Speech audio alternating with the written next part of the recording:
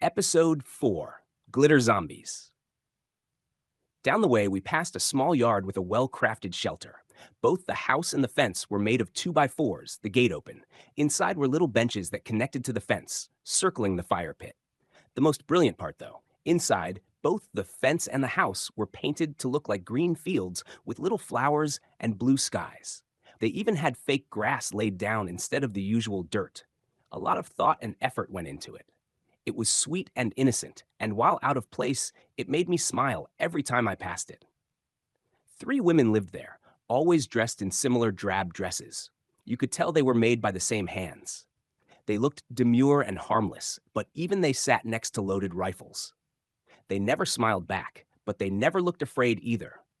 In my head, I always counted this homestead as the beginning of the more civilized parts of DeReg. From then on, things opened up a bit. The walkway grew large enough for us to drag our load side by side. Homesteads sprawled out a little more.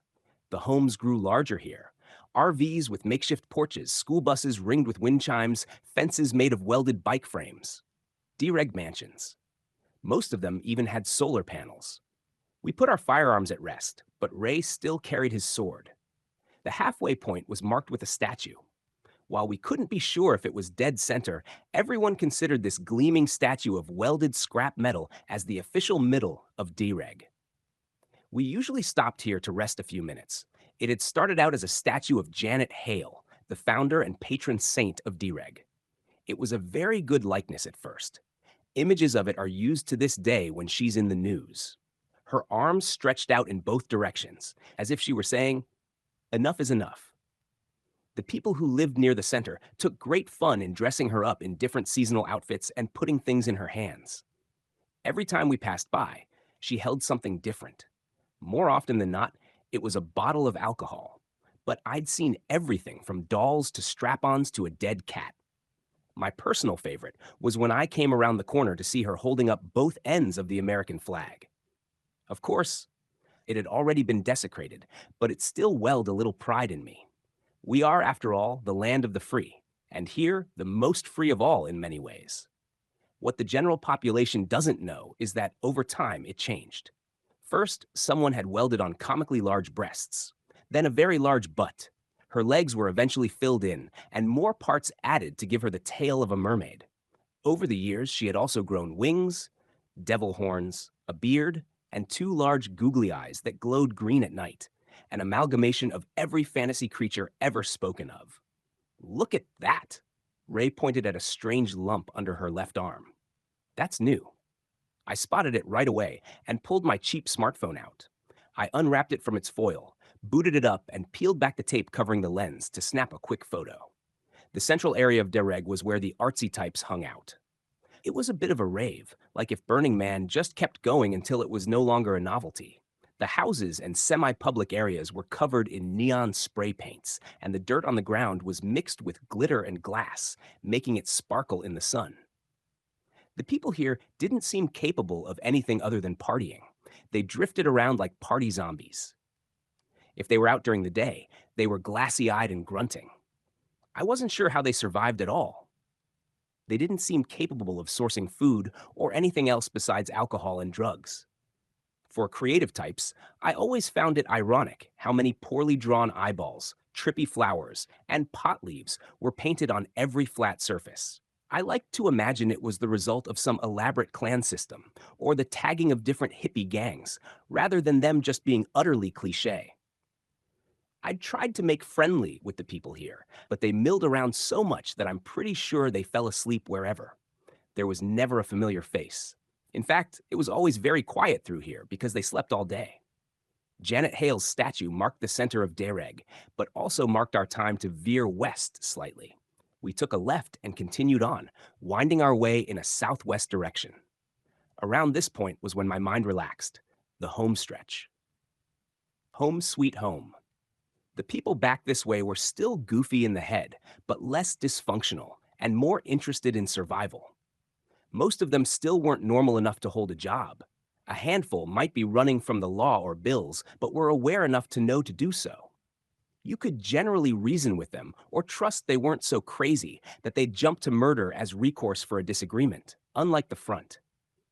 Many years ago, There was a guy who knew how to mix mud and make things with it. His name was Miguel. He showed someone, and they showed someone. And over time, most of the homesteads in the South had incorporated mud into everything. They formed stucco-like houses and walls with rounded edges, ripples, and textures. A miniaturized version of the neighborhoods in Albuquerque. It was all quite aesthetic, much cleaner than the other areas. Having Miguel's initials on the corner of a house was like owning designer jeans. It had become such a trend that they started appearing on buildings that weren't his.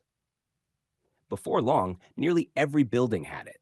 Over time, as new owners came to replace old ones, it became lost which ones were the originals, leaving us all in a situation where we knew it was silly to have the initials, but also didn't want to chip them off in case they were real. My house included. Entering into our neighborhood, we branched off the main path down a smaller lane that branched further into little dead ends. We had a large, clean cul-de-sac. There were about 6 claims lining the path in, and another 6 forming a circle. The center of this circle was the fire pit where we cooked dinner most nights. Ray's plot was at the mouth of the road, and mine was to the right in the circle. My hut was a good size, a large single room, surrounded entirely by chain link fence with a yard that about doubled the space. The fence itself did not have a gate, so I had to wind a chain down the links and padlock it to lock myself in or out. Ray waited as I unlocked the fence and rolled it back, then followed me in. We unstrapped our belts. I pulled my shirt up to look at where the pressure had pressed my pants into my hip and formed itchy little red creases. I scratched at them as Ray looked over the hall, his index finger resting on the tip of his chin. We sorted through the bags, taking what was ours. He put the big bags of rice and beans against the wall next to the ones that were running low, and 2 water jugs under the table. After a little more rustling of bags, he stood up and announced, "I'll be back in a few hours." He took his items and cart with him, leaving the rest here. Most of it was not for me. Apart from bringing in goods for others in trade, we also did the cooking at night and traded goods for meals. We could actually be quite rich by DeReg standards. I'd seen how this setup worked in other pockets surrounding us. 1 or 2 people would live like royalty, having more than they needed, but also having to have guards and defend it.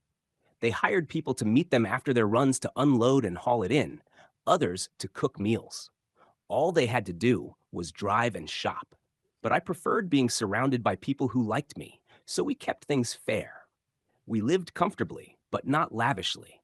We were all stronger for it. My hut was made of mud and clay over plywood. The roof was also plywood, wrapped in tarps to keep it dry, and patches of metal. I had, at one point, made holes and stapled plastic from soda bottles to act as skylights.